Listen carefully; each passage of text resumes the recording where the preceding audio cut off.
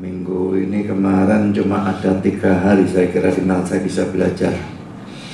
3 hari juga di mana saya bisa fitness. Jadi banyak urusan juga, problem tidurnya dan sebagainya, sehingga tidak bisa keluar khotbah tentang seri Yudas.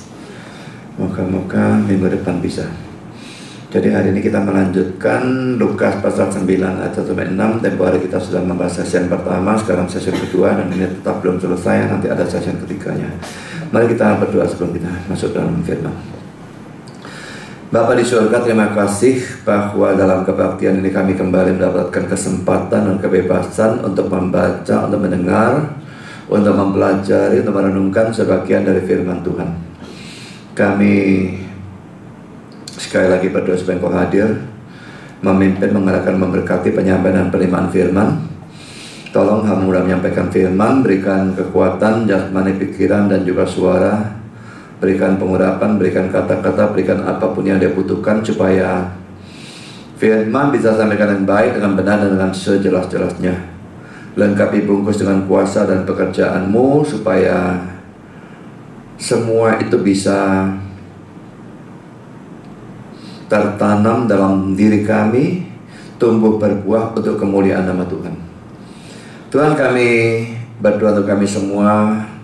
Tolong Tuhan berikan hati yang terbuka, kesegaran, konsentrasi dan terang supaya kami mendengar dan mengerti. Dan tolong supaya kami semua percaya dan juga berusaha menjadi pelaku dan penanggap firman dan bisa melakukannya dengan kekuatan dan pertolongan Roh-Mu. Kami juga berdoa untuk segala macam serangan dan godaan setan, kuatkan kami menghadapinya.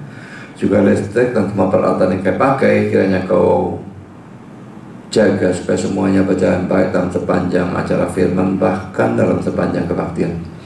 Terima kasih Bapa, dalam nama Yesus kami berdoa. Amin. Saudara, kita baca Lukas 9 1-6 ini satu kali lagi. Maka Yesus memanggil ke-12 muridnya, lalu memberikan tenaga dan kuasa kepada mereka untuk menguasai setan-setan dan untuk menyembuhkan penyakit-penyakit. Dan Ia mengutus mereka untuk memberitakan kerajaan Allah dan untuk menyembuhkan orang. Katanya kepada mereka, jangan membawa apa-apa dalam perjalanan, jangan membawa tongkat atau bekal, roti atau uang, atau 2 helai baju. Dan apabila kamu sudah diterima dalam satu rumah, tinggallah di situ sampai kamu berangkat dari situ. Dan kalau ada orang yang tidak mau menerima kamu, keluarlah dari kota mereka dan kebaskanlah debunya dari kakimu sebagai peringatan terhadap mereka. Lalu pergilah mereka dan mereka mengelilingi segala desa sambil memberitakan Injil dan menyembuhkan orang sakit di segala tempat. Saudara, kita sekarang ini sesi kedua ya. Jadi yang tidak ikut sesi pertama ya lihat makalahnya atau bagaimana. Kita langsung sudah sampai pada poin Romawi yang ketiga. Dan kita membahas larangan atau perintah yang menyertai pengutusan murid-murid. Yang pertama saudara, kita lihat di dalam ayat 3. Katanya kepada mereka, jangan membawa apa-apa dalam perjalanan. Jangan membawa tongkat atau bekal, roti atau uang, atau 2 helai baju. Saudara, larangan membawa bekal, roti, uang, baju serep dan sebagainya ini, kalau ini mau diberlakukan zaman sekarang ini apa ya? Jadi saya bulan April pergi Kupang itu ya, tidak boleh bawa apa-apa, tidak tongkat, memang saya nggak butuh tongkat ya. Bekal gak boleh bawa, roti, uang gak boleh bawa, 2 helai baju gak boleh. Jadi saya di sana 6 hari pakai baju 1 tok, gak pakai ganti itu ya. Semaput kabeh bisa anjur ya, kena bau saya. Ini tidak mungkin diberlakukan untuk kita. Bahkan ini berlaku untuk para rasul pun hanya pada misi yang itu saja. Dan ini terlihat dengan jelas kalau kita membaca Lukas pasal 22 yang terjadi belakangan, yang mengizinkan atau bahkan memerintahkan mereka untuk membawa apa-apa yang dilarang dibawa dalam pengutusan yang di sini. Ini kan Lukas 9. Coba kita lihat sekarang Lukas 22 ayat 35-36.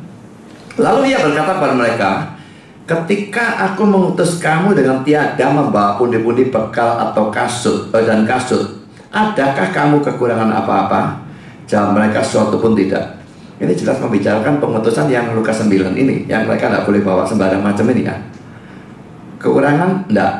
Tapi sekarang ayat 36-nya, saudara, katanya kepada mereka, tetapi sekarang ini menunjukkan kontras. Dulu memang tak utus, tidak boleh bawa apa-apa, kamu tidak kekurangan.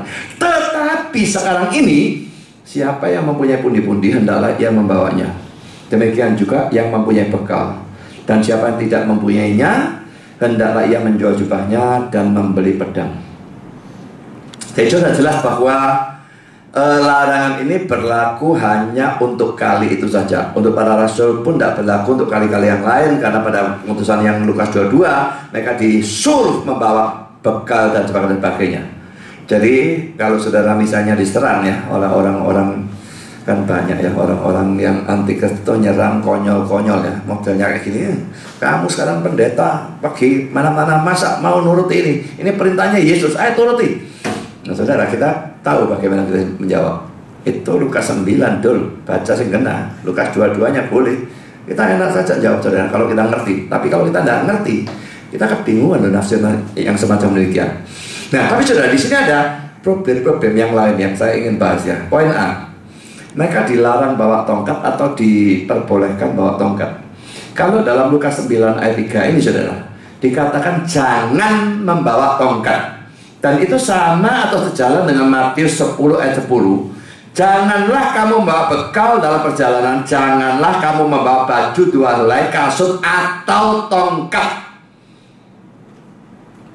Jadi ayat 3 dari Lukas 9, jangan bawa tongkat. Matius 10 ayat 10, jangan bawa tongkat. Tapi saudara, Markus 6 ayat 8 ini berbunyi, ini paralel semua ya, tiga teks ini ya. Dan berpesan kepada mereka supaya jangan membawa apa-apa dalam perjalanan mereka kecuali tongkat. Nah, nggak ngeluh saudara, boleh bawa tongkat atau nggak boleh bawa tongkat? Lu buat apa gini diurusin lu? Tongkat gak ada urusannya. Saudara, ini masuk diktat benteng Islam. Saya pernah baca buku itu. Jadi di mana mereka menyerang kontradiksi-kontradiksi dalam Alkitab, dan mereka tunjukkan ayat ini. Boleh bawa tongkat atau tidak boleh bawa tongkat. Matius dan Lukas mengatakan jangan bawa tongkat. Markus mengatakan boleh bawa, yang lain dilarang kecuali tongkat. Berarti tongkat diizinkan. Jadi ini diizinkan atau dilarang. Dan saudara, ini harus bisa dijawab ya. Nah saudara, harus diakui teks ini teks sukar. Tapi ada bermacam-macam cara untuk mengharmoniskan dua bagian yang kelihatannya bertentangan. Saya ingin tekankan ya, kalau kita mau mengharmoniskan dua bagian yang kelihatannya bertentangan, kita tidak harus tahu dengan persis pengharmonisan yang benar itu bagaimana. Bisa ada beberapa kemungkinan, dan kemungkinan itu ada misalnya 3. Yang manapun yang benar dari 3 kemungkinan ini, maka bagian yang kelihatan kontradiksi itu sudah tidak lagi kontradiksi. Maka tugas kita selesai. Jadi kita cuma tinggal memberikan kemungkinannya, atau ini, atau ini, atau ini. Aku condongnya ini, tapi aku tidak pasti yang mana yang benar. Tapi pokoknya yang mana pun yang benar 3 ini, 2 teks ini tidak lagi kontradiksi. Cukup, tugas kita sampai di situ. Jadi kita tidak harus memastikan penafsiran yang benar itu bagaimana. Nah, jadi saya berikan beberapa cara untuk mengharmoniskan bagian ini yang memang diberikan oleh para penafsir. Pertama, penafsir golongan pertama mengatakan bahwa sama seperti baju dan sandal, yang dilarang adalah membawa tongkat ekstra. Tongkat itu bawa 1 saja, jangan bawa tongkat ekstra. Sandal ya sandal itu maksudnya 2 ya. Sandal itu 2 itu kiri kanan, tapi maksudnya jangan 2 pasang. Baju 1 saja, tidak perlu bawa ekstra dan sebagainya. Semua intinya tidak boleh bawa ekstra. Ini penafsir golongan pertama. Nah saudara, ada manuskrip memang yang menggunakan bentuk jamak untuk tongkat ini ya. Bahasa Yunani menggunakan kata rhabdus, artinya tongkat-tongkat bentuk jamak, bukan bentuk tunggal yang digunakan. Bentuk tunggalnya rhabdon ya. Lah King James menerjemahkan dalam bentuk jamak, staffs ya, S-T-A-V-E-S. Ini bentuk jamak, tongkat-tongkat. Tapi saudara, RSV, NIV dan NIV staff, S-T-A-F-F. Ini bentuk tunggalnya. Lah penafsir-penafsir tertentu menyetujui bentuk jamak itu untuk menghilangkan pertentangan ini. Tapi saudara, saya berikan keberatan ya, untuk biarpun penafsiran pertama ini mungkin sih bisa aja ya, tapi tetap ada keberatannya yang cukup serius. Pertama, yang betul itu bentuk jamaknya atau bentuk tunggalnya, rabdus atau rabdon. Saudara, rabdonnya ini yang lebih benar ya, bentuk tunggalnya, karena manuskrip yang paling kuno menulis demikian. Ini menurut Tasker, dan itu adalah pembacaan yang lebih sukar, more difficult reading. Dalam perbedaan teks, kalau ada perbedaan antar manuskrip, maka biasanya pembacaan yang lebih sukar, yang lebih tidak masuk akal, itu yang diterima. Itu memang secara logika seperti itu. Karena kalau pembacaannya itu tidak masuk akal, orang punya kecenderungan mengubah menjadi yang masuk akal. Dan bukan kalau pembacaannya masuk akal diubah menjadi tidak masuk akal, itu tidak memungkinkan. Jadi pada waktu masuk akal dan tidak masuk akal, rasanya yang lebih benar itu tidak masuk akal, karena orang tadi mengubah itu menjadi yang masuk akal. Jadi yang masuk akal ini malah salah, karena dia mengubah gitu ya. Jadi itu alasannya yang pertama. Lalu kedua, penggunaan rabdus itu bentuk jamak itu aneh ya. Siapa yang bepergian bawa tongkat ekstra itu? Sandal ekstra itu saja sebetulnya aneh ya. Ya kalau zaman sekarang itu kita bawa sepatu, kita bawa sandal itu ya. Kalau saya bahkan bawa sandal, bawa sepatu untuk khotbah, lalu bawa sepatu olahraga. Makanya bawaan saya jadi akeh, karena ini 3 pasang saudara ya. Tetapi saudara, kalau zaman dulu itu tidak ada orang pakai sepatu. Jadi kalau di sana dikatakan mengikat tali sepatu, itu sebetulnya semuanya sandal. Orang sana sandalan saat itu, tidak pakai sepatu, dan kata yang diterjemahkan seharusnya sandal.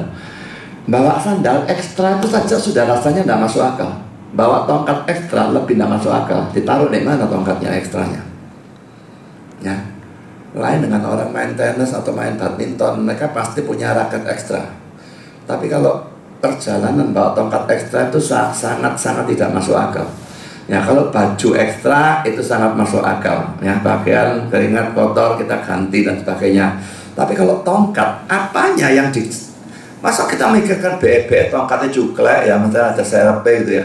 Rasanya tidak masuk akal saudara. Ya, itu sangat tidak masuk akal. Jadi penggunaan rabdus ini bagi kita rasanya juga aneh juga ya. Sekarang sudah poin kedua. Penafsiran kedua dari Calvin ya. Dia mengatakan bahwa rabdon itu bisa berarti rod. Rod itu tongkat yang berat. Dan ini yang dimaksudkan oleh Matius atau Lukas. Dan yang ini tidak boleh dibawa ya, tongkat yang berat ya.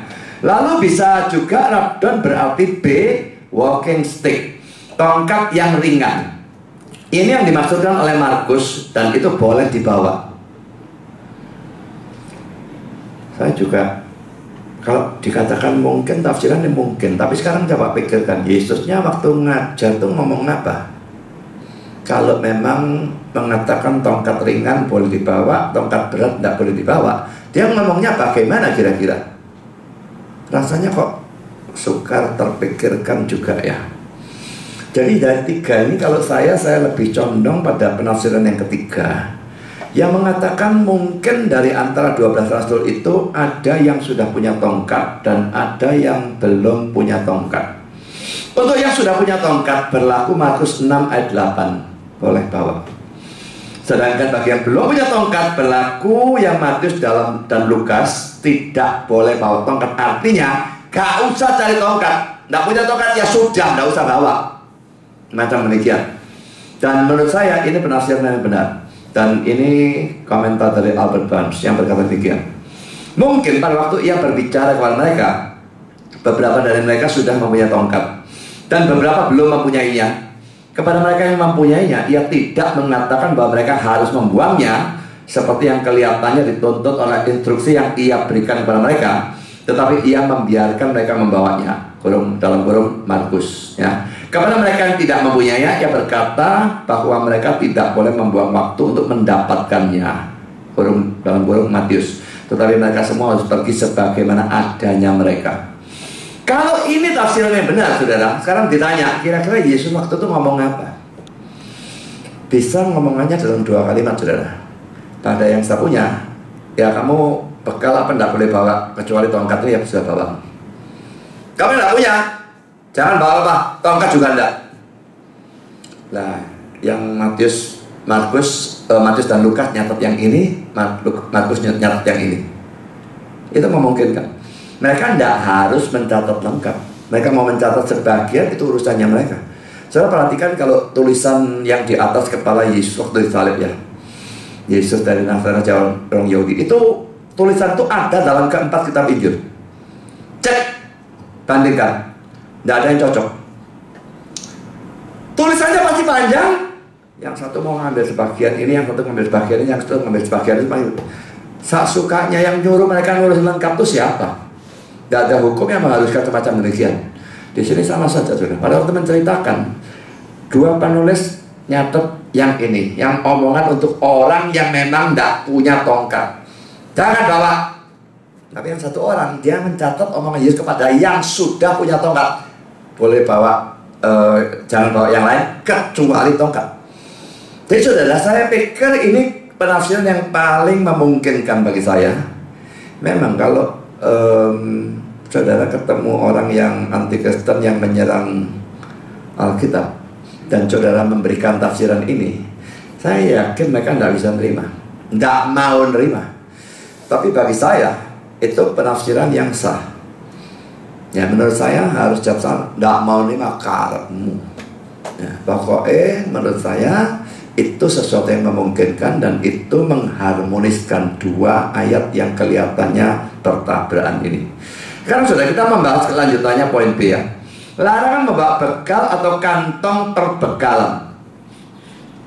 Kata bekal salah terjemahannya. Saya dalam King James diterjemahkan script, dompet atau kantong kecil. Dalam RSV, NIV dan NASB diterjemahkan bag, kantong atau koper ya, bukan koper gede ya, tapi koper agak kecil ya. William Hendrickson berkata demikian, kantong orang yang bepergian ini adalah sejenis ransel, sebuah kantong untuk di jalan atau untuk bepergian. Ini adalah suatu kantong yang sebelum pergi diisi oleh seseorang dengan perbekalan atau persediaan yang ia anggap bisa ia butuhkan pada saat bepergian.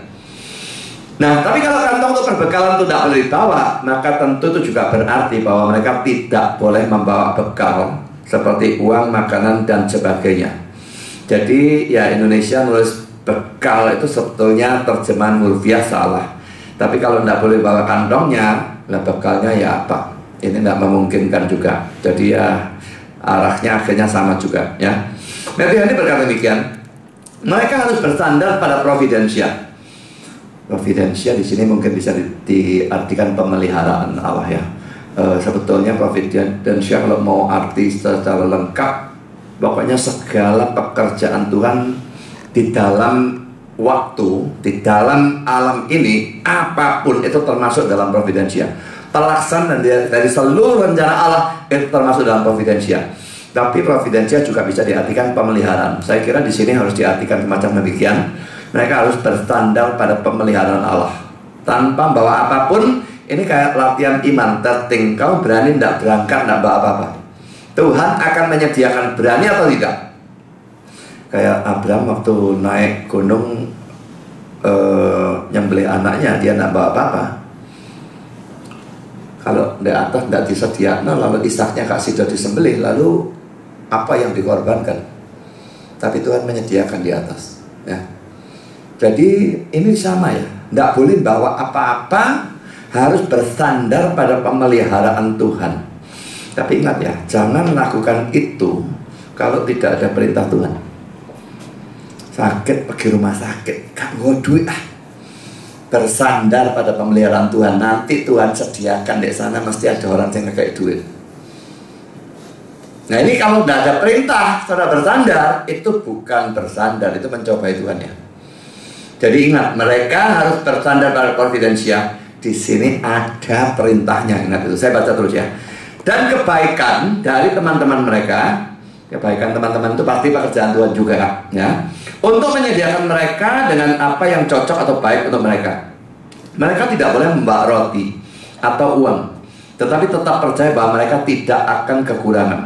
Kristus tidak mau murid-muridnya malu menerima kebaikan dari teman-teman mereka, tetapi sebaliknya mengharapkannya. Hati-hati dengan kata-kata mengharapkannya itu ya. Itu bisa diartikan secara negatif ya. Kata bahasa Inggris yang digunakan expect ya. Jadi memang disuruh pergi tanpa bawa apa-apa. Mereka mengharapkan itu bukan mandamu kada sing kayak mandamu kada kayak. Kalau selalu pergi berharap seperti itu ya mata duitan juga ya. Tapi mereka di sini pergi memang diurus tanpa boleh membawa apa-apa.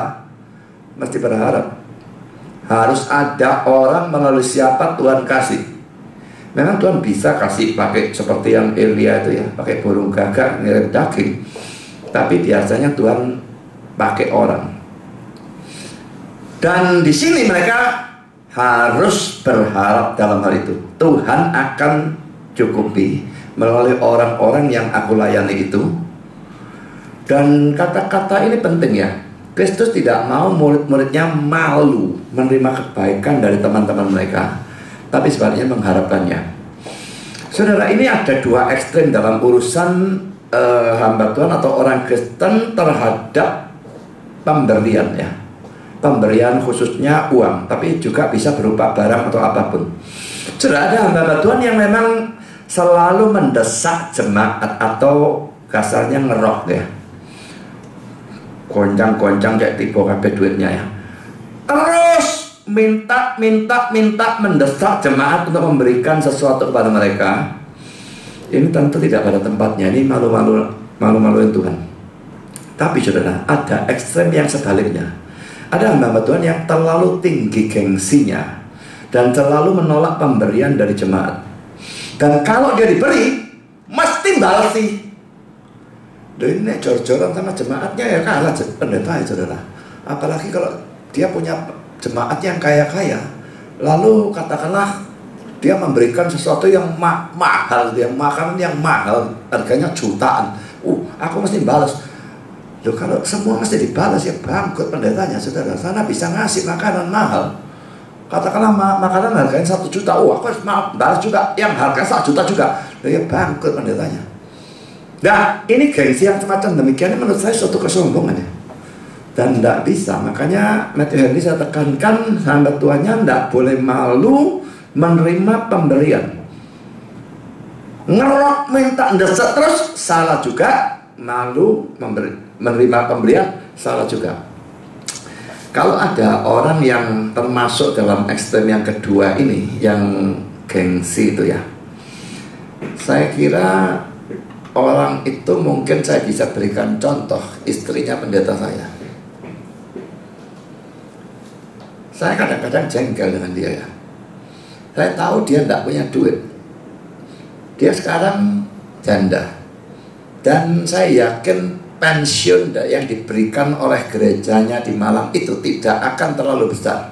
Jangankan setelah pendetanya mati, waktu pendetanya masih hidup dan waktu masih pelayanan saja, saya tahu HR-nya dia sangat-sangat kecil sehingga mereka betul-betul hidup dalam kemelaratan kasarnya. Ditambah pelayanan dari luar dan sebagainya, HR dari luar, mereka tetap harus hidup sangat sederhana. Saya tahu karena saya sering makan dengan mereka dan pokoknya sangat dekat dengan mereka. Jadi saya sangat-sangat tahu hal itu. Nah, kalau pada waktu pendetanya masih pelayanan sudah HR-nya sedikit. Waktu pendetanya sudah tidak pelayanan lagi karena dia kena stroke, pensiun, itu lebih sedikit lagi. Waktu dia mati, saya tidak tahu berapa yang diberikan. Yang ya saya yakin dia sangat-sangat sedikit. Nah, dia sering datang ke Surabaya sampai sekarang ini, melatih kor di GKI Pregolan, lalu juga di GKT. Kalau saya tidak tahu berapa gereja lah. Nah, lucunya saudara, pada waktu dia melatih kor itu dia mau dikasih IHR, dia tidak pernah mau. Dan itu yang buat saya jengkel. Ini sikap yang tidak pada tempatnya. Kenapa tidak mau? Dia berhak, dia melayani dan butuh keahlian untuk hal itu, dan dia butuh uangnya untuk hidupnya. Tapi dia bilang, enggak mau. Saya memberitahu dia, kamu enggak boleh nolak, kamu harus mau. Enggak bisa, saudara. Enggak mau. Bahkan pada waktu pendeta saya meninggal itu, dua kakak saya dan saya gabungkan dan berikan uang kepada dia, dia maunya enggak mau. Ngamuk saya. Tante harus mau, harus. Tak paksa sama saya enggak mau terima kata-kata tidak. Lalu dia akhirnya mau. Nah saudara, ini tidak pada tempatnya ya. Tuhan malah memberikan pemeliharaan melalui orang yang dia gerakkan. Lalu kita gak mau karena gengsi. Loh, nah nanti kalau mati kelaparan nyalakan Tuhannya. Saya kira saudara pernah dengar cerita saya ya tentang orang kebanjiran ya. Banjir di satu daerah, ini orang Kristen ya. Banjir naik sampai dia naik di atap rumah. Buat banjir semua. Dan dia berdoa, Tuhan tolong aku. Bentar saudara, ada sebuah perahu lewat. Dia mau ditolong, ayo naik perahu. Nah, aku sudah doa sama Tuhan dan dia pasti nolong aku. Ya sudah, tidak mau ya perahunya lewat terus saudara. Lewat lagi perahu lain. Ayo ikut. Nah, aku sudah berdoa dan Tuhan pasti nolong aku. Perahunya lewat lagi. Helikopter datang saudara. Angkat dia lawan. Enggak ada, Tuhan sudah nolong aku. Tuhan akan nolong aku tidak mau. Banjirnya naik terus, dia mati saudara. Mati dia protes sama Tuhan. Tuhan, aku kebanjiran, aku doa sama Engkau, kenapa aku tidak mau? Enggak nolong apa, kamu ngomong apa? Aku kirim 2 perahu dan 1 helikopter. Tuhannya bilang begitu. Ini konyol ya. Dia berdoa Tuhan nolong. Tuhan nolong, kirim 2 perahu dan 1 helikopter, tolak semua. Dia kelihatannya menentukan Tuhan harus menolong dengan cara bagaimana, gitu ya. Mungkin pikirannya dia datang malaikat, angkat dia ke surga, atau seperti Musa lalu belah laut yang banjirnya terbelah, dia bisa jalan. Mungkin dia berharap seperti itu. Tapi saudara, kalau kita memang mengharapkan pemeliharaan Tuhan, kita tidak boleh mendikte dia harus memelihara kita dengan cara bagaimana. Kalau ada orang memberikan pemberian, uang dan sebagainya, itu sangat memungkinkan datang dari Tuhan. Lain ceritanya kalau kita mengusahakan dengan cara yang curang, lalu mendasar jemaat atau bagaimana, atau melakukan penipuan, nah itu lain lagi. Tapi kalau orang memberikan, dah harus diterima, tidak bisa tidak diterima. Yang tidak mau menerima itu sangat salah. Ya, jadi satu sisi malu menerima, gengsi, itu salah. Tapi yang sekarang banyak ini yang kelompok yang satunya ini ya, terus mendesak saja dengan segala macam cara dan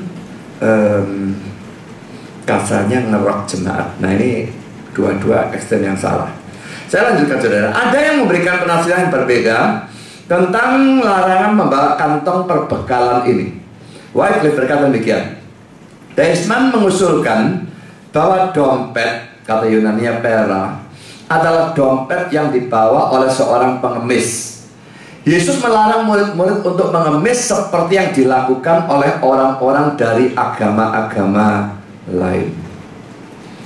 Tapi saudara, Lenski menentang pandangan yang diberikan oleh Desmond. Jadi Wycliffe ini mengutip Desmond. Lenski-nya menentang pandangan Desmond ini.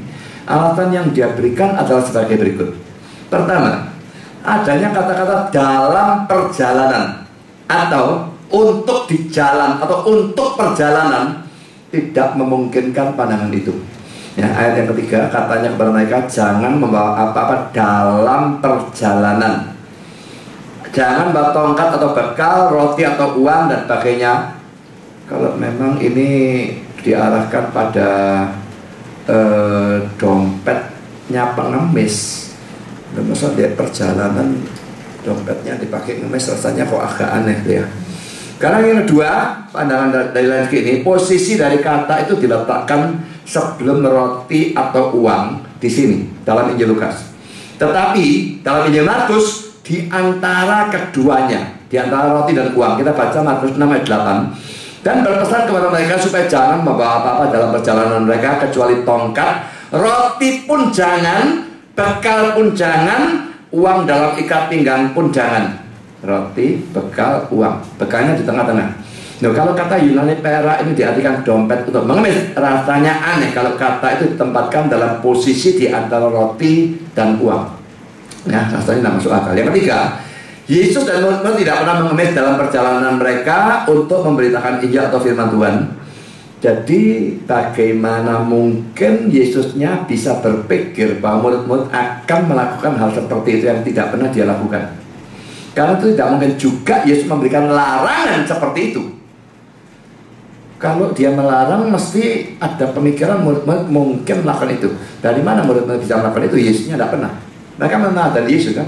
Mana kalau Yesus tidak pernah, mereka bisa mengemis? Tidak mungkin. Kalau tidak mungkin, mengapa Yesus melarang apa yang tidak mungkin? Nah, ini pokoknya hal-hal yang diberikan oleh Nazki menentang tentang pengemisan itu.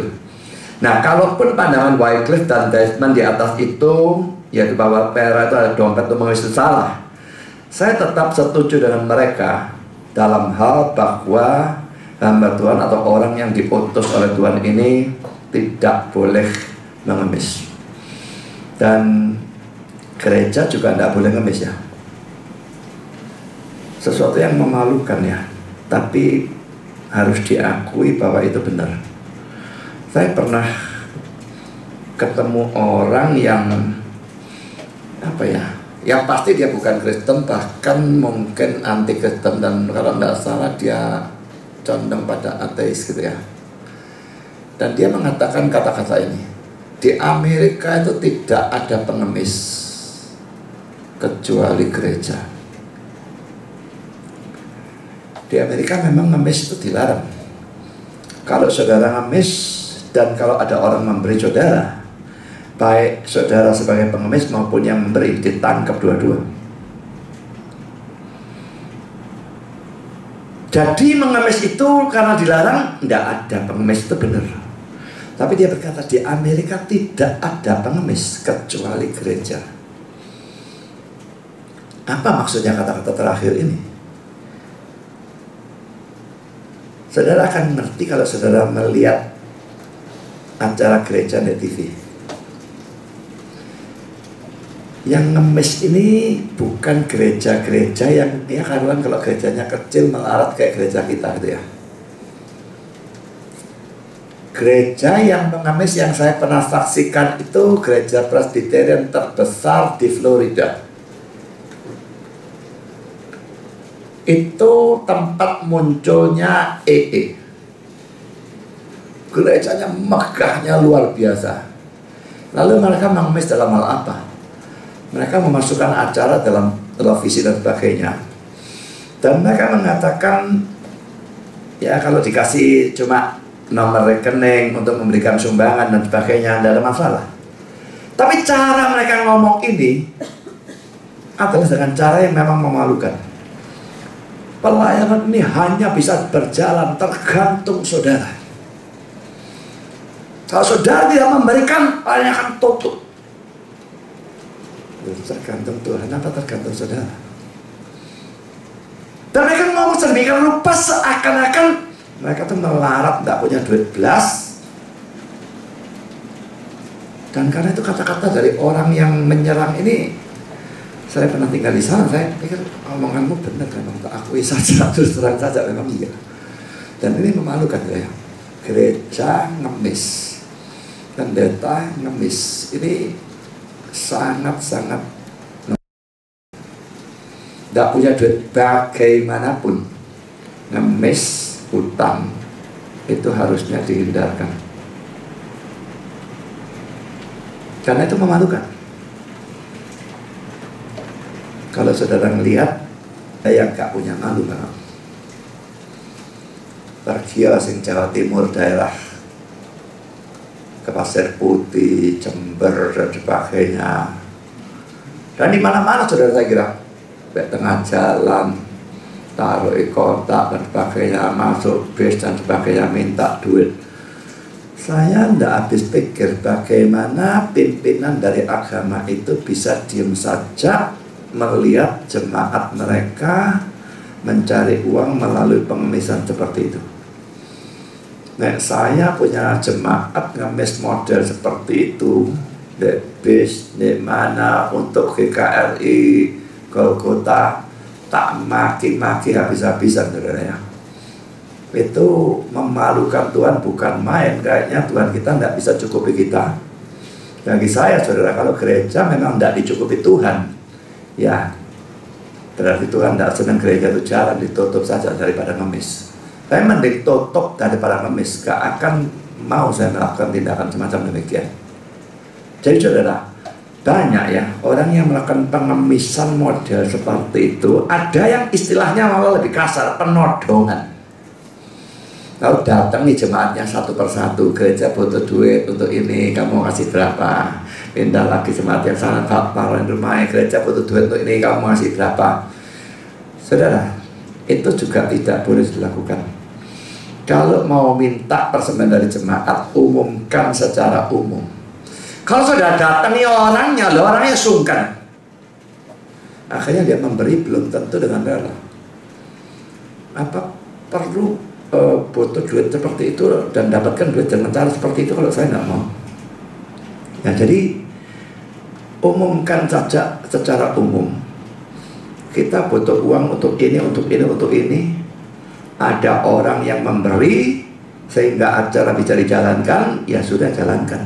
Tidak ada orang yang memberi, anggap saja Tuhannya tidak mau acara itu dilaksanakan, batalkan acaranya, habis perkara. Kalau saya tidak nodong ataupun mengemis atau apapun. Jadi adalah berharap kepada Tuhan untuk pemeliharaan, bukan dengan cara mengemis, menodong ya. Berdoa saja kepada Tuhan. Memang jemaat perlu diberitahu, kita punya kebutuhan ini. Kalau jemaat mau memberi, ya sudah. Tak mau memberi, ya sudah. Dan kita sudah melihat ya, kalau kita lihat jemaat kita ini kan sudah jemaatnya sedikit, banyak yang dari kalangan bawah. Mengharapkan persembahan terlalu besar itu tidak memungkinkan. Tapi kita sudah beberapa kali diberi orang dari luar,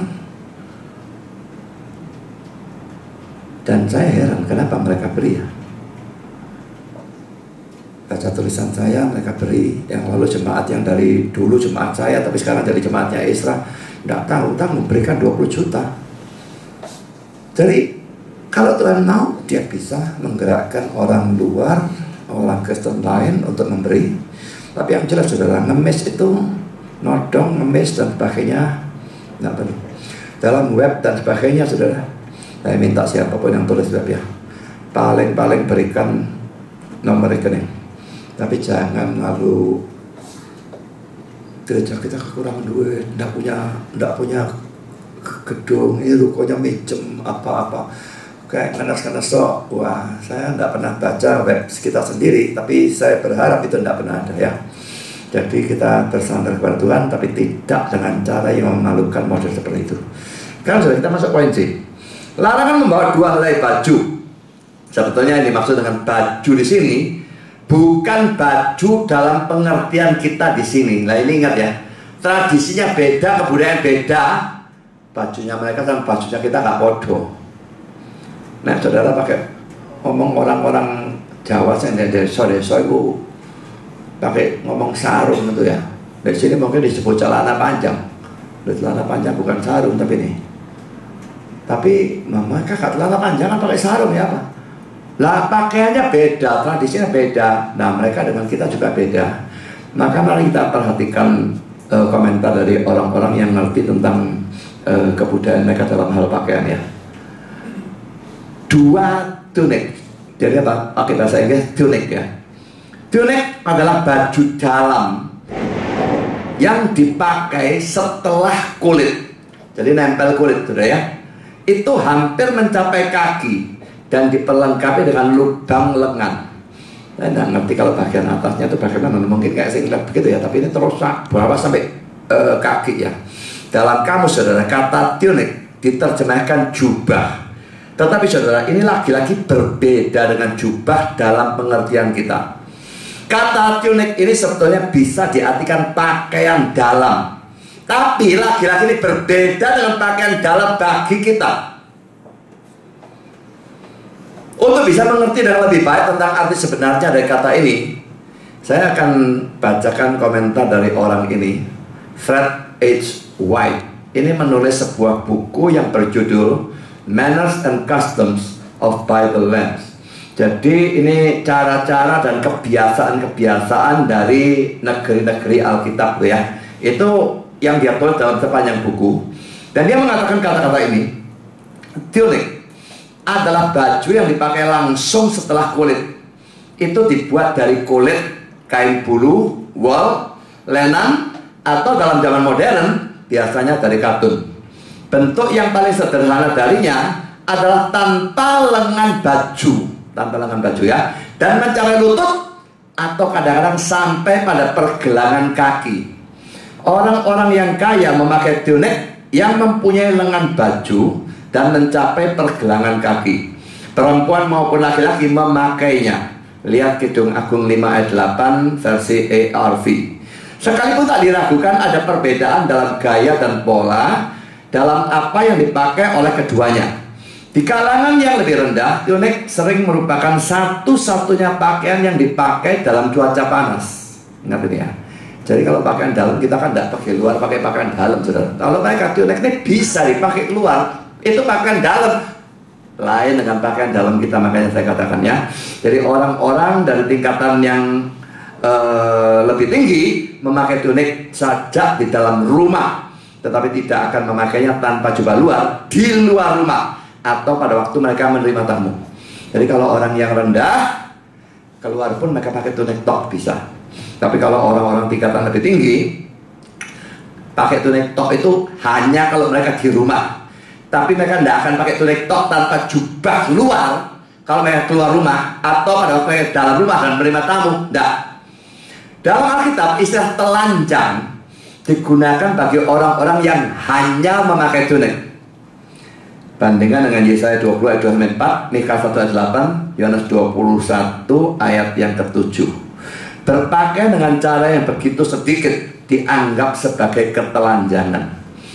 Dan saudara kan itu kan saudara lihat Alkitab ya, lalu keluar kata telanjang, hati-hati saudara. Itu bisa telanjang bulat, bisa. Misalnya Adam dan Hawa telanjang, itu memang telanjang bulat. Tapi Yesaya telanjang 3 tahun. Kalau itu diartikan telanjang bulat, gendang Tuhannya, nabinya disuruh telanjang 3 tahun. Saudara, mari kita lihat ayatnya ya. Jadi pakai tunic top itu dianggap telanjang. Daud buka jubahnya nari-nari. Pulang Mikanya bilang apa? Gak tahu izin, raja menelanjangi dirinya sendiri. Dia telanjang. Jadi istilah telanjang itu bisa diartikan hanya pakai tunic. Ya, pakaian dalamnya mereka itu lain dengan pakaian dalamnya kita. Mari kita lihat ayat ini ya. Yesaya 20 ayat 2 ayat 4. Pada waktu itu berfirmanlah Tuhan melalui Yesaya bin Amos, firman-Nya, pergilah dan bukalah kain kabung dari pinggangmu dan tanggalkanlah kasut dari kakimu. Lalu ia pun berbuat demikian. Maka berjalanlah ia telanjang dan tidak berkasut. Saudara bisa bayangkan ini Nabi disuruh sama Tuhan telanjang dan dia jalan di jalanan umum telanjang. Ayat 3, berfirmanlah Tuhan, seperti hambaku Yesaya berjalan telanjang dan tidak berkasut 3 tahun lamanya. Ini ada masuk angin di opo saudara ya. Sebagai tanda dan alamat terhadap Mesir dan terhadap Ethiopia. Demikianlah Raja Asyur akan menggiring orang Mesir sebagai tawanan dan orang Ethiopia sebagai buangan. Tua dan muda, telanjang dan tidak berkasut, dan pantatnya kelihatan, suatu penghinaan bagi Mesir. Saudara, ini pakai tunic top pasti ya. Tidak mungkin nabinya suruh telanjang 3 tahun untuk gendengnya. Mika 1 ayat 8. Karena inilah aku hendak berkeluh kesah dan meratap, hendak berjalan dengan tidak berkasut dan telanjang, hendak melolong seperti serigala dan melolong seperti burung unta. Ayat yang lain, Yohanes 21 ayat 7. Ini setelah kebangkitan Kristus ya. Maka murid yang dikasih Yesus berkata pada Petrus, itu Tuhan. Pertama-tama mereka tidak mengenali ya. Sekarang dia mengenali, itu Tuhan. Ketika Petrus mendengar bahwa itu adalah Tuhan, maka ia mengenakan pakaiannya, sebab ia tidak berpakaian, lalu terjun ke dalam danau. Terjemahan Indonesia mengatakan ia tidak berpakaian. King James menerjemahkan naked, telanjang. Memangnya tidak perahu dia tadi telanjang? lalu pakai pakaian lalu jegur. Ini tidak memungkinkan ya. Jelas ini telanjang dalam arti yang seperti kebudayaan mereka katakan. Di sini kita perlu tahu ya tradisi dan kebudayaan. Kalau kita nafsir ngawur saja, Alkitab yo opo nabi. Saya kira pernah ya ada orang Islam yang menyerang di Facebook dan sebagainya. Ya itu, mereka tidak ngerti kebudayaannya. Telanjang dianggap betul-betul telanjang, dan Tuhannya cukup gila untuk menyuruh nabinya telanjang selama 3 tahun. Ini sama sekali tidak masuk akal. Dan Lenski berkata demikian, orang yang bepergian sering mempunyai 2 atau lebih tunik, bukan hanya supaya mempunyai ganti, tetapi juga untuk digunakan sebagai perlindungan terhadap cuaca dingin. Perintah-perintah ini tidak dimaksudkan untuk memberikan penderitaan kepada murid-murid, tetapi untuk membebaskan mereka dari semua kekhawatiran berkenaan dengan kebutuhan tubuh atau jasmani mereka. Jadi saudara, perintah yang pertama ini diutus tidak boleh bawa apa-apa dan sebagainya. Ini kayak testing iman gitu ya. Dan kalau mereka bisa menjalani dan ternyata mereka tidak kekurangan apa-apa pada pergi tanpa apa-apa, maka di kemudian hari dalam pelayanan mereka juga akan mengingat, dulu aku pernah diutus tidak punya apa-apa dan Tuhan mencukupi, aku tidak kekurangan apapun. Maka sekarang pun pasti bisa juga. Ya, sekarang sudah minta masuk dalam poin D. Dalam Matius 10 ada tambahan larangan, yaitu membawa kasut. Saudara, saya sudah katakan ini seharusnya adalah sandal. Tidak ada kasut di sana ya. Dan ini tidak berarti bahwa mereka harus telanjang kaki. Ini harus diartikan seperti baju. Jadi yang dilarang adalah membawa sandal ekstra. Bandingkan dengan ayat paralelnya dalam Markus 6 ayat 9, boleh memakai alas kaki. Jadi jelas sandal yang dipakai boleh, yang dibawa sebagai ekstra itu yang tidak boleh. Nah, saudara, kesimpulan dari larangan-larangan ini, Lenski mengatakan demikian. Perintah-perintah yang diberikan oleh Yesus kepada rasul-rasul adalah untuk mengajar mereka ketergantungan mutlak kepada Tuhan mereka yang mengutus mereka. Mereka tidak boleh membawa apa-apa untuk perjalanan, karena Tuhan akan menjaga atau mengatur sehingga mereka dipelihara atau dicukupi. Setelah dipelajari sekali dengan sepenuhnya, maka mereka akan siap untuk misi mereka di seluruh dunia. Sehingga apakah mereka mempunyai sesuatu atau tidak, ketergantungan mereka kepada Tuhan mereka akan selalu sama. Dan saudara, ini bukan hanya untuk pendeta dok ya, rasul dok. Ini seharusnya untuk jemaat juga. Tapi saya juga tidak mau ini diekstrimkan ya. Oh, Tuhan memelihara, kesusahan sehari cukup untuk sehari. Jadi ini tanggal 1 baru bayaran. Habiskan makan apa, wis pokok beli apa, habiskan. Besok gimana? Kesusahan sehari cukup untuk sehari. Besok urusannya Tuhan. Besoknya bambung.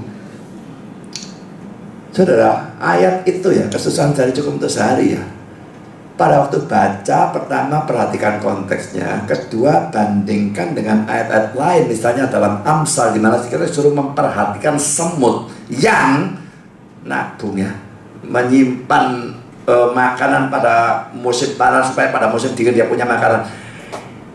Bagaimana bisa semutnya itu lalu diabaikan dan hanya peduli pada satu ayat itu, kesusahan sehari cukup untuk sehari, bayaran habiskan semua? Itu kegilaan. Tapi saudara, yang seperti itu banyak di Indonesia. Bukan hanya banyak di Indonesia, banyak di Amerika juga. Saudara percaya atau tidak, orang Amerika itu yang bisa nabung mungkin 1 dari 1000. Saya pernah tinggal di sana dan saya tahu yang nabung itu 1 dari 1000. Boleh percaya, boleh enggak? Atau dia kaya nemen, itu punya simpenan. Tapi kalau orang-orang yang average ya, rata-rata, mereka terima gaji, habiskan dalam bulan itu. Itu kebiasaan mereka. Jadi tidak beda banyak dengan banyak orang di Indonesia. Ya, ini bukan mau beda-bedakan etnis, tapi memang benar. Orang yang seperti itu tidak bisa nabung.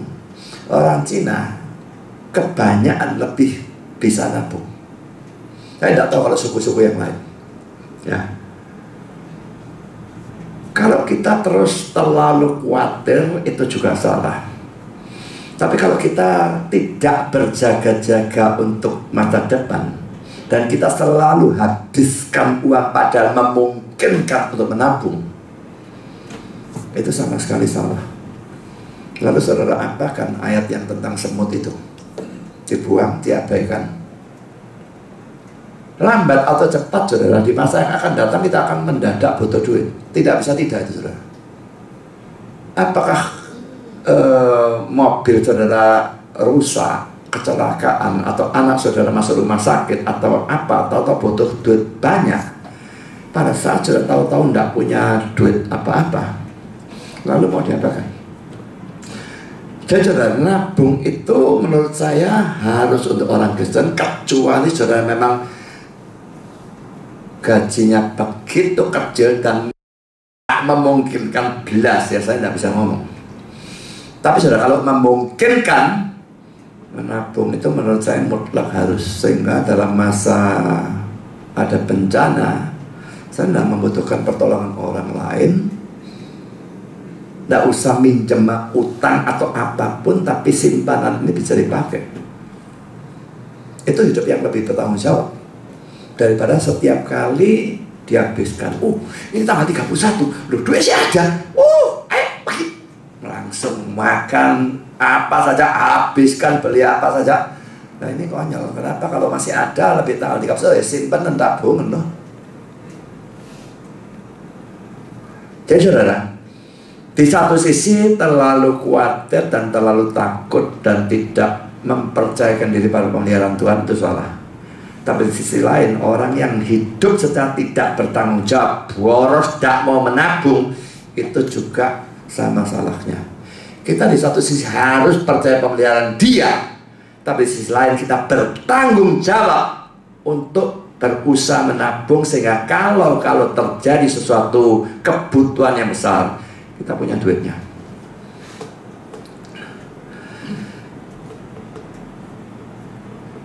Saya punya warisan ya. Membingungkan kadang-kadang bagaimana bersikap terhadap duit warisan ini.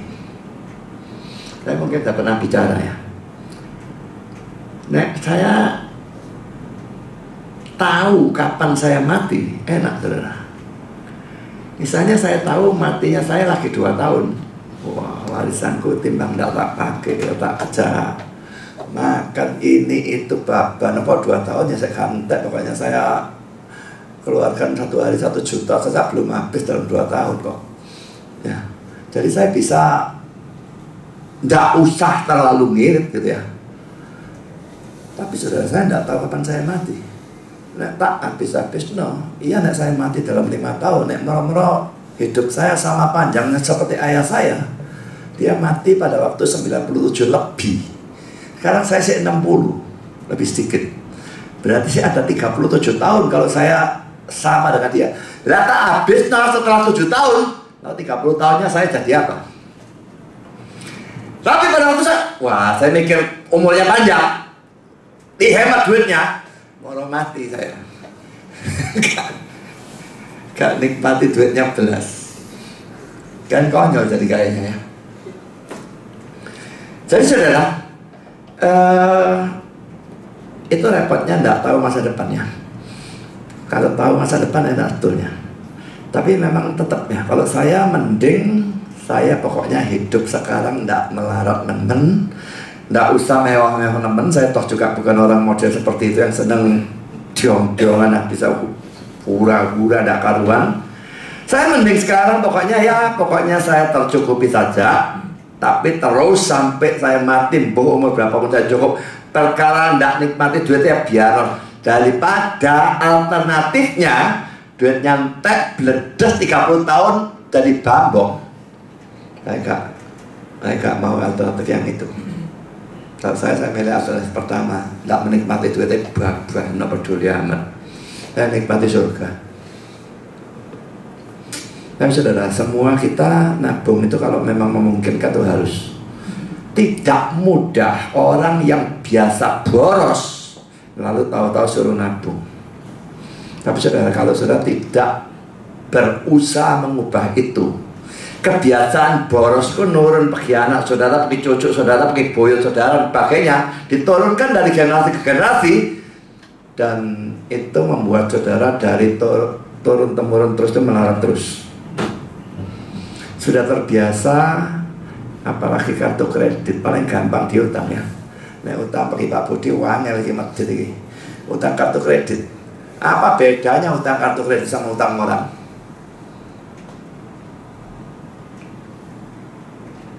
Kalau sudah pakai kredit, katanya memang duitnya ada, itu tidak masalah, saudara. Tapi buat pakai kredit, uangnya memang tidak ada, itu podo be utang. Utang dengan orang saya juga tidak masalah kalau duitnya ada. Saya misalnya pergi sama Roy, pergi jalan-jalan, waduh, tak bawa duit, Roy, aku kepingin makan, pinjam duitmu, tak bayar dari rumah. Tidak ada yang salah dengan utang itu. Tapi saudara, tidak punya duit memang, utang kita ada tanggal 1 bulan depan tak bayar. Dalam masa saya paling melarat tempo hari, tidak ada gereja, tidak ada apa, tidak ada pelayanan, saya tidak pernah satu kali pun utang.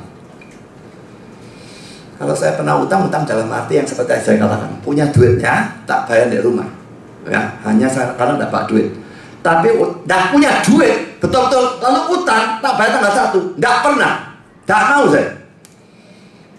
Itu menurut saya merupakan hidup yang memalukan soalnya. Jadi tidak usah.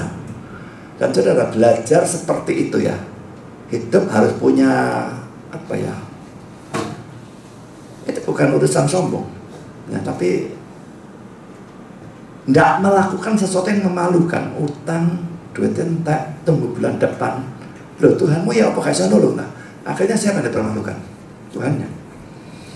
Ya saudara, nabung itu sesuatu yang keharusan, dan hidup boros dan sebagainya itu usahakan untuk itu berantas. Itu pasti tidak gampang. Saya jamin itu. Pasti luar biasa sukarnya. Apalagi kalau saudara sudah lama hidup dengan cara seperti itu. Tapi saudara, harus itu diubah. Saudara, saya lanjutkan dengan poin yang kedua. Ayat 4. Dan apabila kamu sudah diterima dalam satu rumah, tinggallah di situ sampai kamu berangkat dari situ. Saudara, Matthew Henry mengatakan bahwa alasan mengapa mereka tidak boleh berpindah-pindah tempat tinggal adalah sebagai berikut. Pertama, poin A, supaya orang-orang bisa menemukan mereka dengan mudah. Saudara, kalau mereka katakanlah di tempat itu 2 bulan ya, 2 hari rumahnya si A, 2 hari di rumah si B, lu nyari ya bingung, ini tanggal sekian di rumah siapa. Nah saudara, supaya orang bisa menemukan mereka dengan gampang, tetap di satu rumah. Kedua, supaya teman-teman mereka tidak menganggap mereka mundur dari pelayanan terhadap mereka. Karena mau di rumahnya Roy misalnya gitu ya, terus pindah saya, wah rumahnya Sinai kok lebih enak, saya pindah rumahnya. Maka Roy, waduh Pak Budi kamu mau melayani aku be. Nah itu yang dikhawatirkan ya. Lalu ketiga, poin C, supaya mereka tidak dianggap takut atau malu menghadapi musuh-musuh mereka. Saudara, memang saya setuju mutlak dengan kata-katanya Matthew ini tidak ya. Saya lebih setuju dengan pandangan Wycliffe yang mengatakan bahwa mereka dilarang berpindah-pindah itu untuk mencari tempat menginap yang paling enak. Maksudnya mereka itu tidak boleh cerewet, tapi mereka harus menerima apapun yang ditawarkan atau diberikan kepada mereka. Terus terang kalau saya punya satu kecerewetan, 2 barangkali. Pertama, saya tidak bisa tidur tanpa AC. Kedua, saya tidak bisa tidur kalau tempatnya ribut. Tapi itu bukan cerewet atau gimana saudara ya. Saya melakukan itu demi pelayanan. Kalau saya tidak tidur, dari apa pelayanannya? Jadi kalau orang undang saya terang-terangan, ada AC-nya enggak kamar ini? Nek kamu kasih kamar, aku tidak ada AC nih, aku gak datang. Saya tidak mau semua. Kecuali ya tempatnya di gunung, di Danau Toba ada AC nya gak apa-apa saudara. Ya, tapi kalau tempatnya panas lalu gak ada AC-nya, saya gak tidur sampai pagi saudara. Saya tidur sampai pagi, gimana pelayanan? Ada AC yang ribut gitu ya. Pas sebelahnya masjid, wah bagus saudara. Ya, apa sebelahnya punya anjing. Saya dulu pernah di Kupang, tengah malam saya keluar, tak uber anjingnya, tak sawat di batu sampai dia lari, tidak karu-karuan. wah jengkok nggak mari-mari. Lu terus saya keluar kamar, ubran aja kan lempari batu. Lalu pernah juga tidur di satu gerejanya punya kamar untuk tamu. Gerejanya piara ayam jago, gak pernah ngajar. Tak sirape aku muangkel setengah mati. Ini ayamnya ditaruh nih, mukanya kamarku keluar terus. Gak belut, Rick. Ini orang-orang ini gak punya otak. Pikirnya pendeta tuh semua kayak kuli pelabuhan yang pokoknya nempel bantal tidur atau gimana ya. Saya gak bisa tidur kalau ada ribut ya. Jadi kalau saya bukan karena mau cerewet atau apapun ya, tapi karena saya tidak bisa tidur, saya tidak bisa pelayanan juga, maka saya memberikan syarat harus ada AC-nya. Kasur itu ya, katosan saya nggak bisa tidur, kempun saya nggak bisa tidur, bantalnya ketipisan atau ketebelan nggak bisa tidur juga. Karena kalau bantal dan kasur saya biasanya nggak mensyaratkan, tapi kalau AC dan ketenangan itu saya mensyaratkan. Jadi yang dilarang itu cerewet ya, makanannya kurang enak dan sebagainya, gitu lah. Lalu kalau kepingin yang mewah dan sebagainya, ini yang tidak pada tempatnya ya. Kalau saya cerewet makan ini lain lagi ya. Cerewetnya saya kira sudah tahu, cerewetnya karena alergi saya. Kalau urusan cerewet, saya dalam makanan saya sama sekali tidak cerewet. Saya bisa makan apa saja sebetulnya, cuma alerginya membuat saya tidak bisa. Dan alerginya nyerang suaranya berhubungan dengan pelayanan lagi. Jadi ya agak sukar. Saya cerewet yang tidak cerewet gitu ya, dalam urusan makan. Nah, film Erickson berkata demikian, merupakan kewajiban dari pendengar-pendengar untuk menerima mereka di rumah mereka. Jadi di layan itu mereka punya kewajiban terima para rasul itu di rumahnya sebetulnya ya. Lebih-lebih kalau orang-orang yang bepergian itu memperkaya orang-orang dengan mutiara yang mahal. Maksudnya mutiara mahal itu firman tentu saja ya. Tetapi tamu-tamu itu sendiri juga harus mau bekerja sama. Mereka tidak boleh begitu cerewet sehingga kapanpun ada hal kecil yang tidak cocok dengan kesenangan mereka di satu rumah, mereka langsung meninggalkannya dan memasuki rumah lain di mana fasilitasnya kelihatannya lebih menyenangkan dan makanannya lebih enak. Penyebaran Injil harus lebih diutamakan dari kesenangan atau ketidaksenangan pribadi. Jadi saudara milih dan sebagainya ini kalau memang karena cerewet, maka itu yang dilarang. Nah, kalau memang seperti saya tadi memang betul-betul ada alasan-alasan tertentu, maka saya kira itu tidak masalah. Kalau seperti Roy begitu ya, kalau dia ditidurkan dengan rumah yang banyak tiang-tiangnya, nanti banyak badukannya gitu ya, lalu banyak bandulan di atas atau lampu yang gelantongan, dia bisa nabrak kiri nabrak kanan. Saya kira Roy juga punya hak untuk mengatakan, aku boleh kasih rumah sing kayak gitu ya, kasih rumah sing datar, sing gak naik turun, sing gak kayak juglangan dan sebagainya. Nah itu karena ada sesuatu yang khusus dalam dirinya Roy. Itu bukan urusan cerewet kalau urusan itu. Jadi saudara ngerti ya, orang itu milih-milih tergantung apa alasannya. Kalau karena cerewet, itu yang dikecam, itu yang disalahkan. Nah saudara, berbeda dengan larangan di atas yang berlaku untuk pengutusan ini saja ya, larangan bawa baju apa segala macam itu kan hanya berlaku untuk sekali ini saja ya. Tapi menurut saya poin yang satu ini, tidak boleh cerewet dan sebagainya, ini berlaku terus dan juga berlaku bagi semua hamba Tuhan. Apa alasannya? Karena hal ini didukung oleh bagian-bagian lain dari Alkitab, seperti sikap Yesus dan rasul-rasul sendiri yang memang tidak cerewet dan juga tidak menuntut kemewahan. Nah saudara, sekarang bandingkan dengan zaman sekarang ya, hamba-hamba Tuhan tertentu yang menuntut untuk dijemput dari airport pakai mobil mewah. Ini Gigi yang menceritakan ya, dia jemput hamba Tuhannya pakai Panther. Jemput Panther, kalau dijemput pakai becak atau jemput pakai ojek gitu ya, dijemput pakai Panther, gak mau. Nek saya jemput hamba Tuhan pakai Panther, dia gak mau. Oh iya, tunggu ya. tak tinggal pulang sama saya. Bapak nopo di sana. Mampu mau karepmu. Saya tidak ngurus, sungguhan tak jemput bapak loh. Ya, kamu tak jemput pakai penter, tak mau, kok kurang ajar ya. Tak jemput sepeda motor itu tersinggung sih, masuk akal. Itu pun kalau memang terpaksa sepeda motor ya sudah.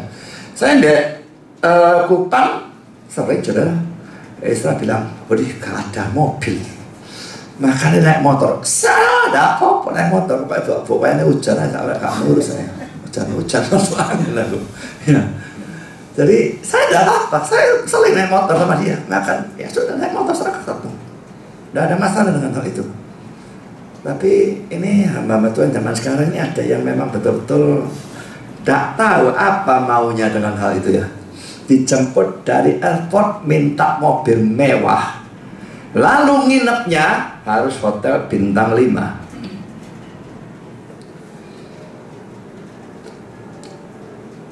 Kalau tidak bintang 5 tidak mau.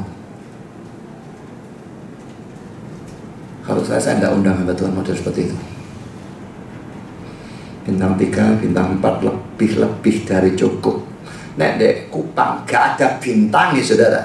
Nyari hotel bintang gak ada di sana. Saudara mau nginep di mana?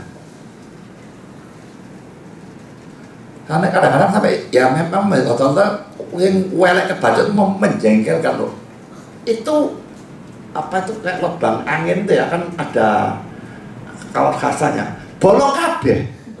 Lu bolong kabeh aku nyemproti masuk lagi nyamuk ini. Lah ada nyamuk enggak bisa tidur lagi saya.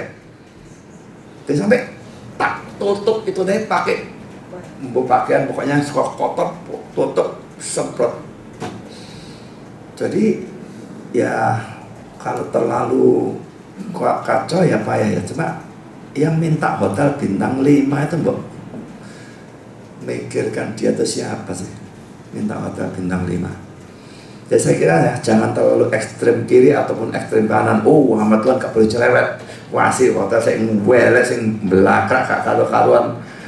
Lah ini ya rasa hormat terhadap hamba Tuhannya mesti ada, kecuali dia memang tidak ada duit ya, sudah saya ngomong.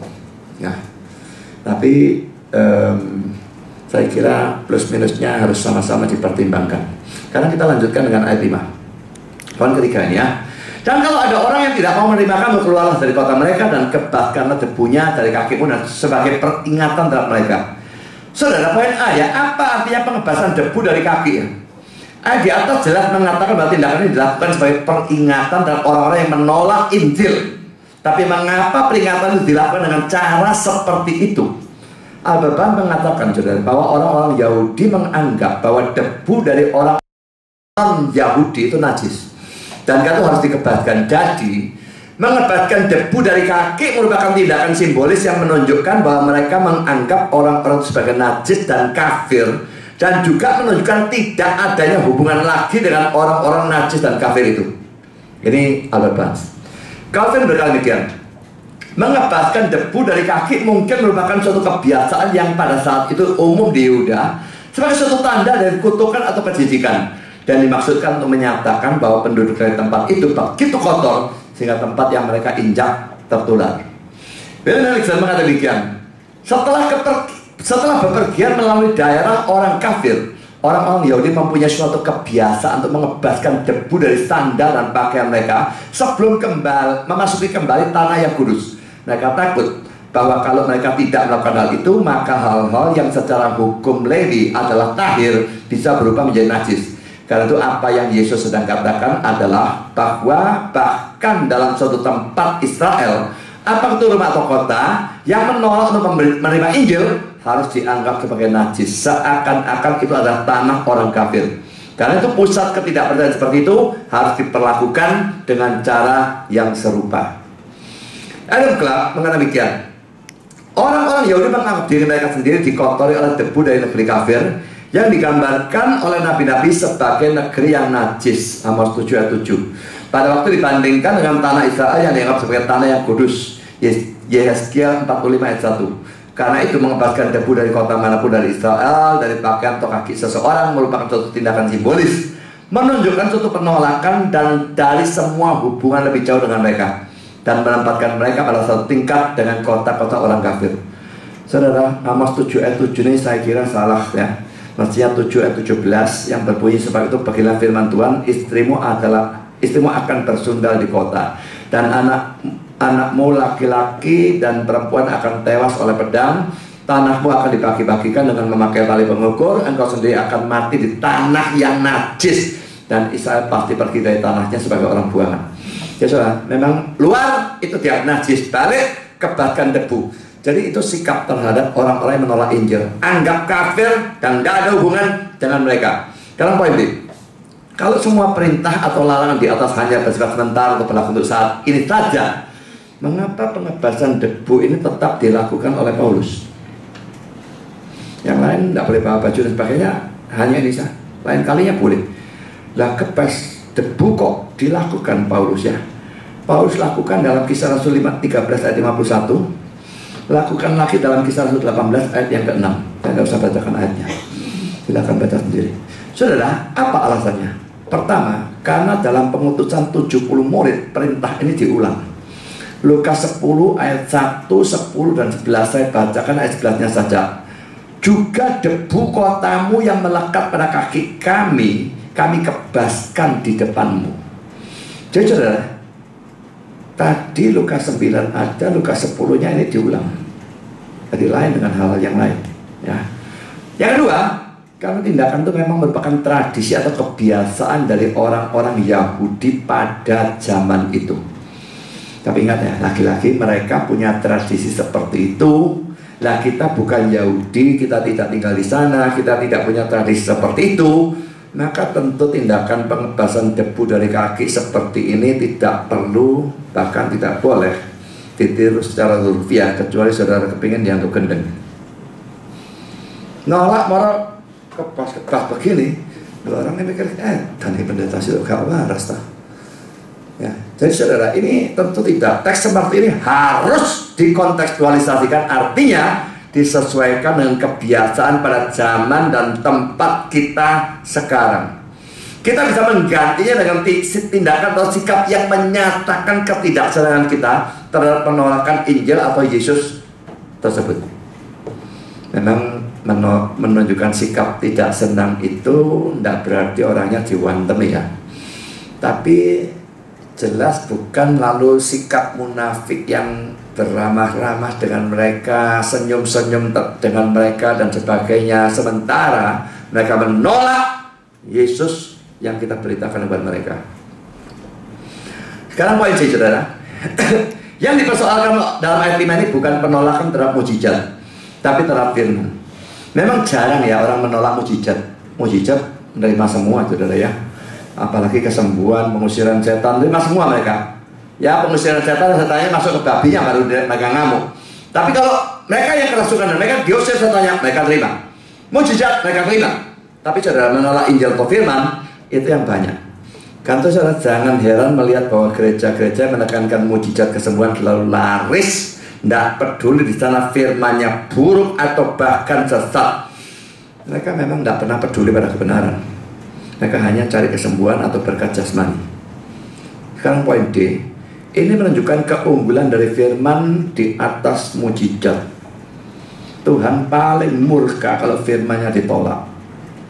Dia tidak bilang kalau kamu mau mujizat, mau doakan, mau sembuhkan orang ditolak. Dia tidak pernah ngomong gitu. Kalau Injilnya ditolak, itu yang dia persoalkan. Ya, Calvin berkata demikian, bentuk kutukan atau kejijikan ini meneguhkan lebih lagi apa yang tadi saya sebutkan, bahwa tidak ada kejahatan yang lebih menyakitkan hati Allah daripada kejijikan terhadap firman-Nya, karena Ia tidak memerintahkan mereka untuk menggunakan cara menyatakan kejijikan mereka dengan cara yang begitu khidmat terhadap pezina atau pembunuh atau penjahat lain manapun.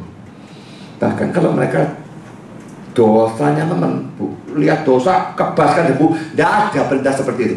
Nolak Injil, kebaskan debu, ada perintahnya. Calvin mengatakan lagi demikian. Teks ini menunjukkan bagaimana Tuhan menilai Injilnya. Dan memang karena Injil itu merupakan harta yang tak ternilai, mereka yang menolaknya pada waktu Injil itu ditawarkan kepada mereka dituduh dengan rasa tidak tahu terima kasih yang jelek atau hina. kebaskanlah debunya dari kakimu, sebagaimana Tuhan di sini memuji kebaikan dari ajaran Injil, supaya semua bisa menerimanya dengan hormat dan takut, dan menakuti pemberontak-pemberontak dengan ancaman hukuman yang berat. Demikian juga ia memerintahkan rasul-rasul untuk menyatakan pembalasan yang ia ancamkan. Tetapi mereka tidak bisa melakukan hal ini kecuali mereka menyala dengan semangat yang sangat bergairah untuk menyatakan ajaran yang mereka khotbahkan. Karena itu kita harus mempercayai bahwa tidak ada orang yang memenuhi syarat untuk menjadi pengajar atau guru dari ajaran surgawi kecuali perasaannya menghormati ajaran itu sedemikian rupa sehingga ia merasa sedih dan sangat menderita pada waktu Injil itu dihina. Saudara pikir kalau orang marah pada waktu acara khotbah lalu ada orang ribut dan sebagainya, pendeta itu tidak kasih? Kalau orang pendeta itu khotbah dan orang ribut sehingga acara firman terganggu dan dia tidak marah, dia tidak punya beban terhadap firman yang dia beritakan. Itu jauh lebih parah daripada kalau dikatakan tidak kasih. Dan siapa bilang tidak kasih? Justru kalau satu orang ribut, sebelahnya tidak bisa dengar, sebelahnya masuk neraka gara-gara dia ribut, dia harus marah. Itu menunjukkan kasihnya pada orang-orang yang lain yang ingin mendengar. Jadi orang seringkali memberikan kecaman dan sebagainya tanpa analisa yang memadai sehingga nuduh secara ngawur saja. Nanti ini berkata demikian, pemberita-pemberita Injil yang terbaik dan paling berkuasa harus berharap untuk bertemu dengan sebagian orang yang tidak akan mendengarkan mereka ataupun menghormati mereka.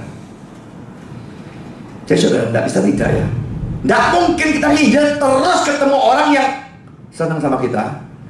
Itu tidak usah.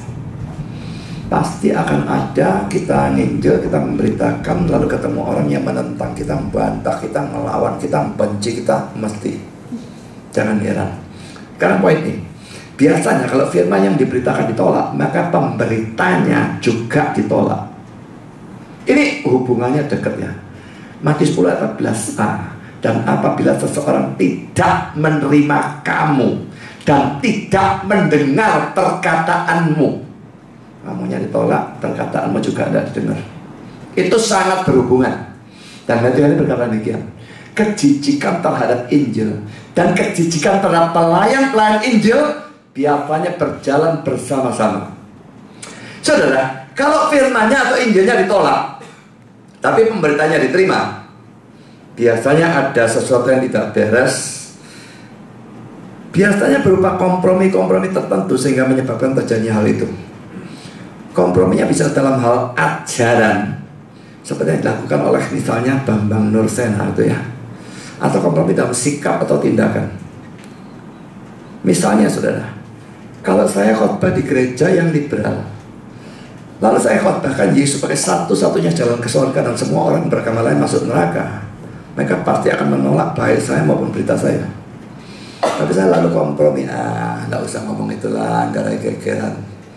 Ngomong sih cocok-cocok harus apa, harus kasih ya, aku beritakan ajaran itu harus kasih. Setiap saya mau khotbah, saya pikir ini bakal mereka marah. Jangan-janganlah, nggak usah lah. Nah ini kompromi saudara. Dan Bambang Nursena, anak buahnya mengatakan hal itu ya. Dia tahu bahwa orang Islam itu paling anti dengan ajaran bahwa Yesus itu Allah atau Tuhan, dan juga tentang Tritunggal. Jadi dua ajaran yang boleh dikatakan terpenting dalam Kristen itu oleh dia dirubah. Karena itu kalau lihat Bambang Nursena khotbah, hati-hati ya, orang itu bunglon. Di satu kalangan gini dia khotbah disesuaikan, contoh kalangan lain disesuaikan lagi. Dia kelihatan warna aslinya kalau dia ada di tempatnya sendiri. Jadi saudara, mereka yang tidak memberitakan Yesus sebagai Allah, sebagai satu jalan ke surga dan sebagainya, mereka menyetujui semua agama sama-sama bicara surga. Mereka bisa tidak memberitakan Injil. Mereka mau ikut dalam acara-acara agama lain, bahkan membantu acara-acara agama lain, ataupun membantu pendirian rumah ibadah agama lain. Loh ya sudah jelas saudara, mereka yang seperti itu tidak bakal ditolak oleh orang agama lain. Dan pikirkan ya, banyak gereja atau hamba Tuhan yang bangga Kalau mereka bisa hidup rukun pada saat mereka tetap diterima oleh masyarakat sekitar mereka, sekalipun ajaran mereka ditolak. Banyak gereja bilang bangga, semua baik, tetangga baik, terima dan sebagainya. Saya beranggapan ini kemungkinan sangat besar adalah kebanggaan yang tidak pada tempatnya. Mereka seharusnya malu, bukan bangga. Kalau mereka dalam sikap maupun dalam ajaran tidak berkompromi, saya tidak percaya beritanya ditolak, orangnya bisa diterima. Itu tidak masuk akal babar belas. Dan coba bandingkan dengan ayat ini, saudara. Lukas 6 ayat 22, 23 dan 26. Berbahagialah kamu jika karena anak manusia orang membenci kamu, dan jika mereka mengucilkan kamu dan mencela kamu, telah menolak namamu sebagai sesuatu yang jahat, bersukacitalah pada waktu dan bergembira, sebab sesungguhnya upahmu besar di surga, karena secara demikian juga nenek moyang mereka telah memperlakukan para nabi. Ayat 26, celakalah kamu jika semua orang memuji kamu, karena secara demikian juga nenek moyang mereka telah memperlakukan nabi-nabi palsu. Mengapa nabi-nabi palsu ini biasanya disenangi orang? Kecuali oleh orang Kristen asli yang tidak senang. Tapi biasanya orang semua akan senang karena nabi palsu melakukan apapun, sedangkan seadanya orang tidak peduli, bertentangan dengan pandangannya dia, bertentangan dengan kepercayaan dia, tidak urus, pokoknya senangkan orang. Kalau nabi asli tidak, pandangan saya ini, kamu senang atau mau senang, joget balik, terserah, aku beritakan itu. Sekarang kita masuk ke NF. Adanya pengebasan debu sebagai peringatan bagi mereka yang menolak Injil menunjukkan bahwa dalam melakukan penginjilan, orang Kristen tidak boleh memberitakan Injil seakan-akan mereka mengemis supaya orang yang diinjil itu mau percaya pada Kristus. Ayolah percaya loh, ayolah. Itu ngerengek-ngerengek model begitu ada yang orang Injil. Itu laki-laki yang ngisi-ngisi loh. Seakan-akan Injil itu barang gak laku, Yesus barang gak laku yang harus kita ngemis supaya orang terima Yesusnya.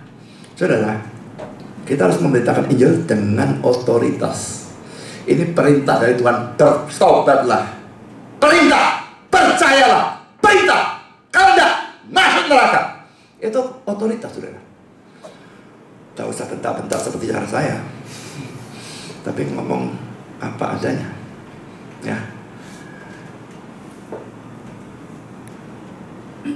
Jadi saudara, kita harus memberitakan Injil dengan otoritas.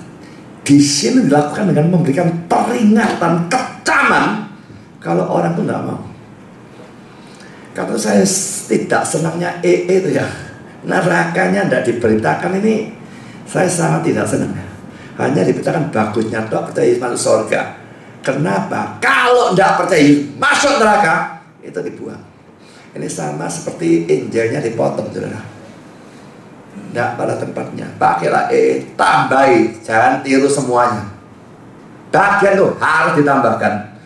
Dalam penginjilan, saudara, kita tidak selalu boleh ramah atau boleh dikatakan kita tidak boleh selalu ramah atau lemah lembut. Kalau Injil itu ditolak, dihina, kita harus menunjukkan sikap keras. Saudara, bukan harus marah, tapi harus menunjukkan sikap keras. Kadang-kadang marah diizinkan. Coba kita lihat ya, saya tidak bacakan, tapi saudara mestinya sudah tahu. Sikap Yohanes Pembaptis dalam Matius pasal 3 ayat 7 sampai dengan 12. Bertobatlah, kapak sudah di bawah akar pohon, yang tidak mau bertobat ditebang, dibuang dalam api. Itu omongan itu keras, saudara. Nah, sikap Stefanus dalam Kisah Rasul 6 dan 7. Wah, sampai mereka tertusuk hatinya, kata-katanya begitu keras, korbannya nyerang mereka habis-habisan, tegar tengkung, tidak bersunat telinga dan sebagainya. Sikap Paulus, saya berikan banyak, sudah baca sendiri ya. Kisah 13 ayat 6 sampai 12, lalu ayat 45 sampai 47, ayat 50 sampai 51, Kisah 17 ayat 32 33, Kisah 18 ayat 6. Sikap Yesus dalam Matius 23, celakalah, celakalah, celakalah, celakalah, kuburan apa, waduh, macam-macam. Sudah, jadi jangan biarkan Injil itu dihina lalu ngemis-ngemis, tidak. Spurgeon saudara mengatakan demikian. Lepaskanlah semua persekutuan dengan mereka yang tidak mau mempunyai persekutuan dengan Tuhanmu. Janganlah marah, janganlah mencela dan hanya kebaskanlah debu dari kakimu dan pergilah ke tempat lain. Janganlah meninggalkan sambil mencemooh kepada orang-orang secara pribadi, tetapi biarlah mereka tahu bahwa engkau meninggalkan mereka karena mereka menolak beritamu. Lakukan ini secara terbuka dan dengan cara yang paling khidmat dan bersifat mengajar, sambil berharap bahwa tindakan kepergianmu bisa diingat. Ditakutkan bahwa kita memperlakukan penolak-penolak Kristus dengan cara menunggu atau bertahan yang menyedihkan dan tidak menunjukkan pada penolakan mereka kejijikan yang layak didapatkannya. Saudara ditolak tapi tetap ramah sama orangnya, ini gak beres, saudara. Jika mereka tidak mau mendengar, kita harus membuat mereka melihat bahwa kita menolak mereka dan menganggap mereka sebagai najis karena mereka menolak Kristus Yesus. Alangkah sedikit dari hal ini yang dilakukan oleh pengkhotbah-pengkhotbah yang berlidah halus atau manis pada zaman ini. Orang-orang boleh menolak Injil mereka dan tetap adalah sahabat-sahabat baik dari mereka yang memberitakannya kepada mereka. Ya, mereka bahkan berusaha dari mimbar untuk menghibur mereka dalam keadaan tidak bertobat mereka dengan mimpi dari suatu pengharapan yang lebih besar. Saudara, saya kira kata-kata atau ajaran di atasnya harus dijaga supaya tidak dilakukan terlalu ekstrim, bersikap terlalu keras terhadap setiap orang yang menolak Injil. Ini saya kira perlu pembedaannya. Harus dibedakan menurut saya antara dua kelompok penolak Injil. Itu kalau menurut saya. Pertama, orang-orang yang menolak Injil dengan sikap keras, mengejek, menghina, menyerang, menganiaya dan sebagainya. Ini satu kelompok. Kedua, orang-orang yang menolak Injil dengan cara diam saja atau menolak karena mempunyai argumentasi yang serius. Beda ya. Mungkin hanya kelompok yang pertama yang patut mendapat dalam tanda petik pengebasan debu kaki kita atau sikap keras dari kita. Tapi kalau orang kelompok kedua, dia cuma nolaknya diam saja, atau dia nolak karena dia punya argumentasi yang serius, ya kita bahas argumentasinya, saudara. Tidak lalu maki-maki dia atau tunjukkan ketidaksenangan, itu akan menunjukkan hal yang jelek namanya. Tapi kalau sudah diinjili, sudah jelas argumentasi, sudah dibereskan, tetap mereka punya sikap keras, mengejek, menghina, menyerang, menganiaya, kita harus tunjukkan ketidaksenangan, harus tunjukkan sikap keras terhadap orang-orang yang seperti itu. Saudara, beberapa perintah dan larangan, ada yang berlaku, ada yang tidak. Tapi semoga semua kita mendapatkan berkat dari semua ini. Tuhan memberkati saudara. Amin.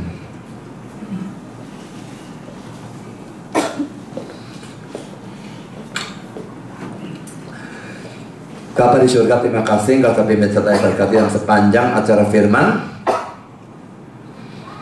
Kami bersyukur Engkau memberikan firman di mana kami bisa juga mendapatkan pengharmonisan ayat yang kelihatan bertentangan. Kami juga bisa mendapatkan pengertian tentang ayat-ayat yang tidak seharusnya diberlakukan secara hurufiah pada zaman ini, tetapi harus dikontekstualisasikan. Juga kami melihat perbedaan istilah-istilah seperti baju, pakaian dalam dan sebagainya, juga istilah telanjang pada zaman dahulu di tempat itu dan sekarang di sini, yang membuat kami bisa mengerti Alkitab dengan lebih baik. Juga beberapa sikap-sikap yang benar atau salah, yang benar untuk diteladani, yang salah untuk disingkirkan, baik dalam hal pelayanan maupun dalam hal membuang sikap boros, menabung dan sebagainya. Tuhan tolong supaya kami bisa menjadi pelaku-pelaku firman, dan melalui semua itu hidup kami bisa lebih menyenangkan dan lebih memuliakan Engkau. Terima kasih Bapa, dalam nama Yesus kami berdoa. Amin.